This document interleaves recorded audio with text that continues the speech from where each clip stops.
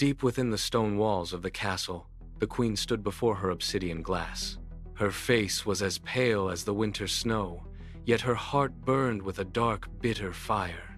Mirror, mirror, on the wall, who is the fairest of them all? She demanded. The glass shimmered with a ghostly light. You, my queen, are fair. It is true. But Snow White is fairer than you. Fury consumed the queen. She summoned her huntsman, ordering him to take the princess deep into the woods and end her life.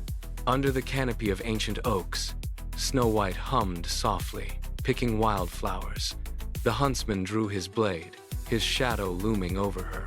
But as he looked into her innocent eyes, his hand began to tremble. He dropped the steel. "Run, child," he whispered urgently.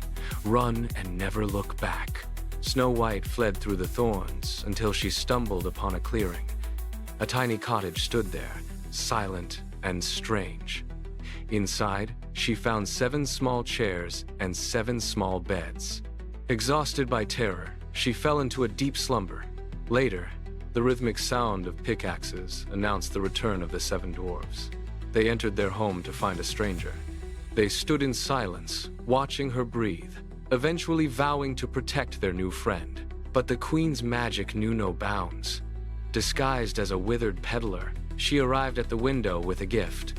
"A beautiful apple for a beautiful girl," she croaked, holding out a fruit as red as blood. "One bite, my dear?" Snow White smiled and took a fateful bite. The world spun. She collapsed to the floor, cold and still. The dwarves returned to find her lifeless. With heavy hearts, they placed her in a coffin of glass, mourning their lost light.